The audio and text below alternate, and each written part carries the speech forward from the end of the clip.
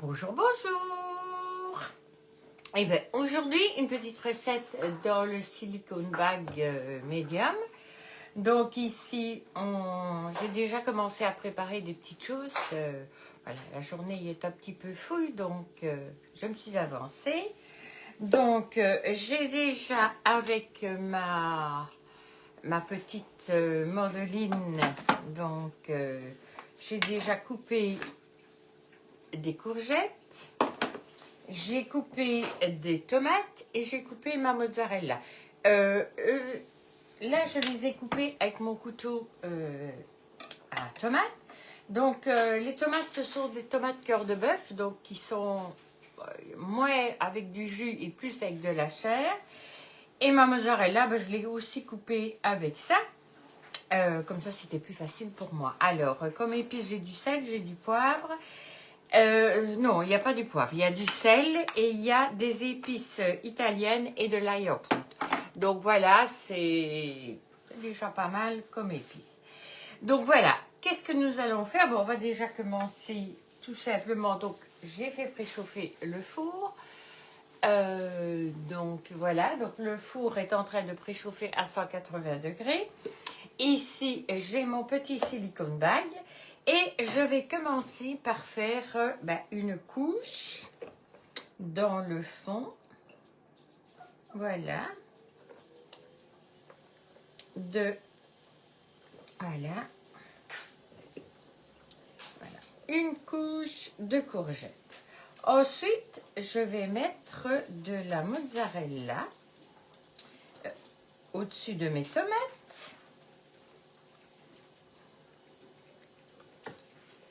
Voilà. Attendez, hop, on va encore mettre un petit peu de tomate là. Hop. Comme c'est des petits morceaux. Oui, voilà. La tomate que j'utilise, c'est une tomate cœur de bœuf. Donc, vous savez, c'est toujours des très grandes... Bonjour à Mucho. C'est toujours des grandes tomates. Donc, je l'ai coupée en 4 pour avoir des formats un peu plus petits. Et ça va me permettre de faire ceci. Je ne sais pas. Voilà. Comme ça, vous voyez. Hop, allez, remonte-toi. Voilà. Donc, on va jouer comme ceci. Et alors, qu'est-ce qu'on va faire? On va travailler avec les aromates que je vais mettre un petit peu à tous les étages. Donc ici, un petit peu d'épices italiennes. Voilà. Et un petit peu... Ah oui, non, là, il y a un poudre, là, il ne veut pas venir. Donc, on va aller chercher de l'autre côté. Parce qu'il ne faut pas en mettre trop. Voilà. Et on recommence une couche au-dessus. Voilà. Donc, vous voyez, il n'y a rien de bien compliqué là-dedans. Hop. Ok. Alors, on remet tomate.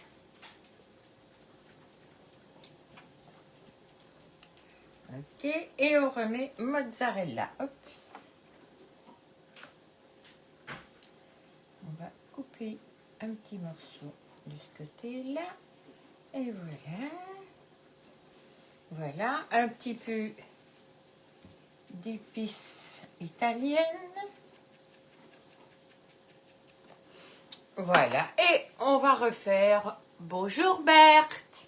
Donc voilà. Et on refait ici chaque fois. Hop. Hop. Et je remets convenablement l'une sur l'autre avec mes petites tomates.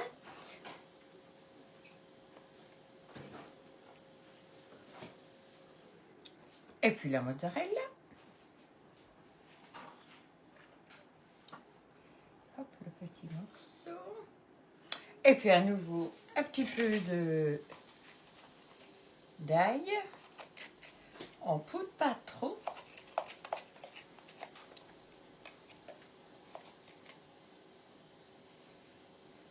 Voilà. Un petit peu d'épices italiennes.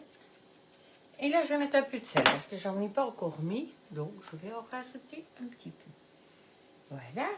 Ok. Et on continue. On remet des courgettes. Disons que je vais aller jusqu'au bout de mes ingrédients.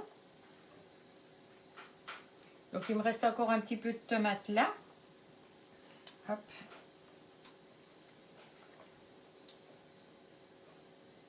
Voilà, un petit peu de tomates.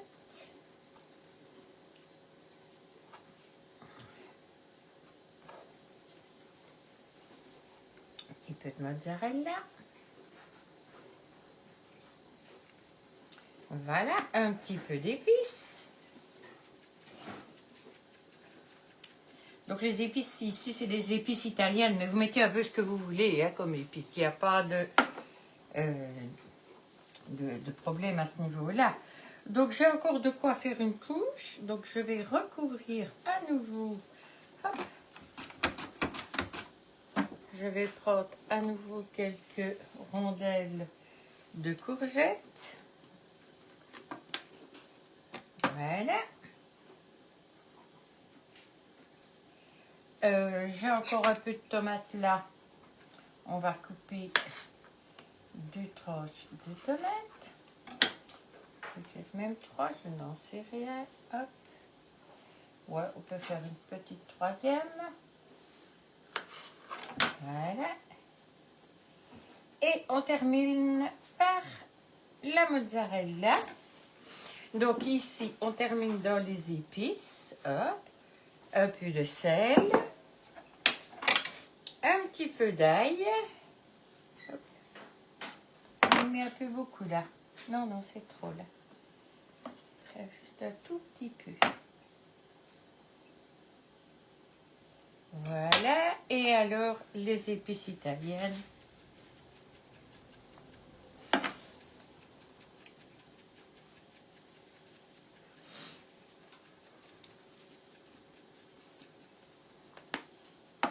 Voilà. Alors, hop, normalement, on ne met rien d'autre.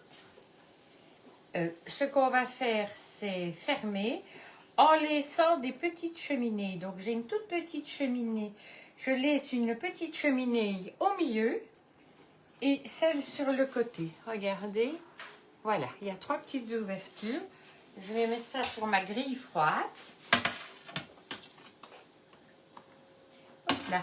Allez, on se ferme. Voilà.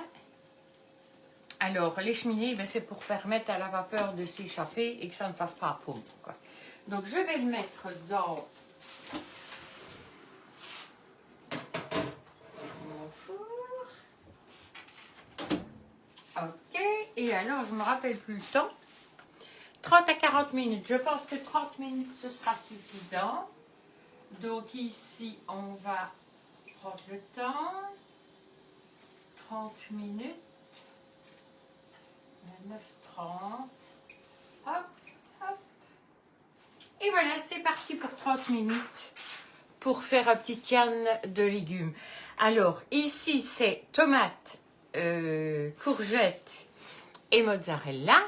Rien ne vous empêche de remplacer un légume par un autre. Hein. Il n'y a aucun souci à ce niveau-là. Dites-vous bien qu'un tian de légumes, ben justement, c'est ce qui vous permet de varier et de mettre un petit peu ce que vous avez envie. Donc voilà, moi j'ai choisi des épices italiennes, mais vous pouvez prendre des épices différentes. Voilà, c'est chacune en fonction de ses goûts et ce sera parfait.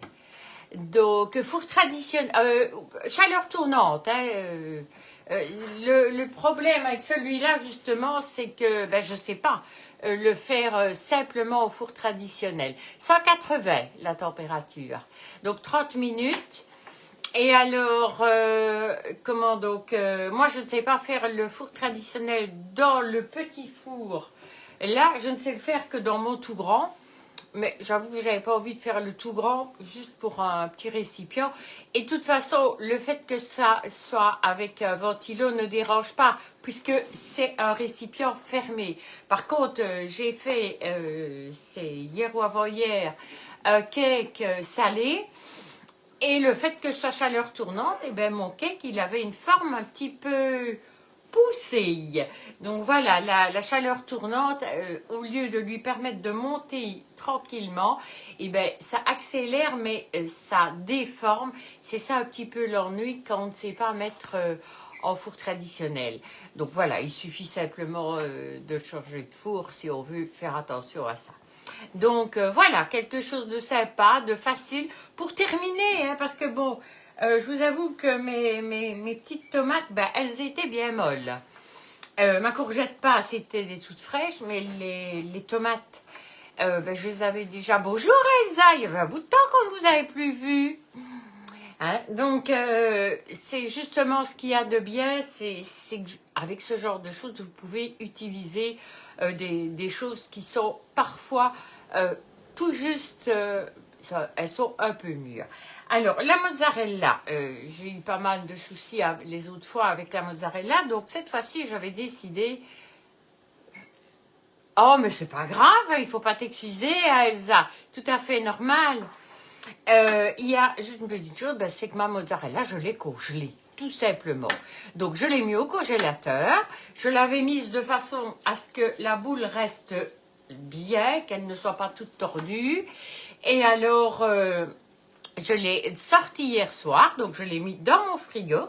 Elle a décongelé. Vous avez vu, j'avais des tranches parfaites. Donc, voilà, n'hésitez pas si... Quand il y a parfois des publicités... avec des boules de mozzarella, ben, vous prenez, vous mettez au congèle et voilà. Il faut juste les mettre de façon à ce que vous n'abîmiez pas la boule. Donc voilà, par contre, j'ai pas eu de réponse à la question que je me posais pour la levure.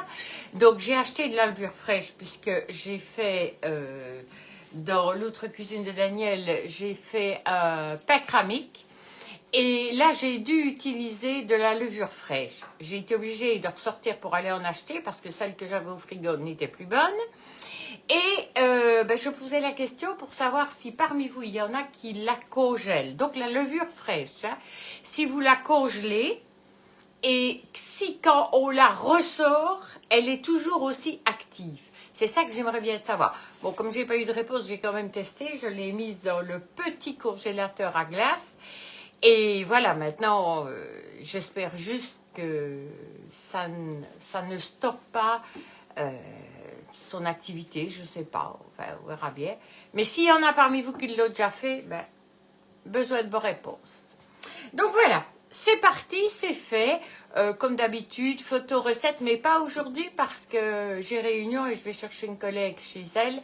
Donc, impossible pour moi d'avoir fini tout ça aujourd'hui. Donc, ce sera mi-demain, puisque demain, je suis à la maison. Donc, voilà. Je vous souhaite une très belle journée. Ça me fait plaisir de vous revoir. Elsa, ben moi aussi, j'utilise beaucoup la levure sèche ou la chimique. J'utilise les deux. Mais là, la recette que j'avais, c'était avec de la fraîche. Et c'est vrai que quand j'ai vu la levure qu'il y avait avec la fraîche, bon, c'est énorme, hein, comme ça se lève avec ça. Donc voilà, mais cette recette-là, je devais le faire comme ça, donc voilà. Allez, passez une belle après-midi et belle journée. À bientôt tout le monde. Au revoir, n'oubliez pas, on partage, on met des petits mots, des petits cœurs, des petits pouces. Et surtout, on partage parce que j'ai l'impression que pour l'instant, on nous voit beaucoup moins. C'est parfait, Elsa. Voilà, à bientôt. Au revoir. Et parfois, quelque chose que je voulais vous dire, parfois, si vous êtes occupé sur l'ordinateur, etc., vous savez revoir, je vais dire la majorité de mes recettes sur ma chaîne YouTube. Donc ça, c'est simplement Daniel Micom. Et là, je groupe un petit peu toutes mes recettes. Donc sur la chaîne YouTube, Daniel Micom. Et là, vous retrouvez les recettes, les 3 sortes différentes. Donc, ça vous permet peut-être parfois d'avoir un autre visuel que celui. Mais ce sont les vidéos d'ici que je mets. Donc, c'est vraiment, je prends mon direct et je le mets dessus. Mais il y en a qui ont plus facile d'aller regarder dessus. Voilà, à bientôt et belle journée à tout le monde.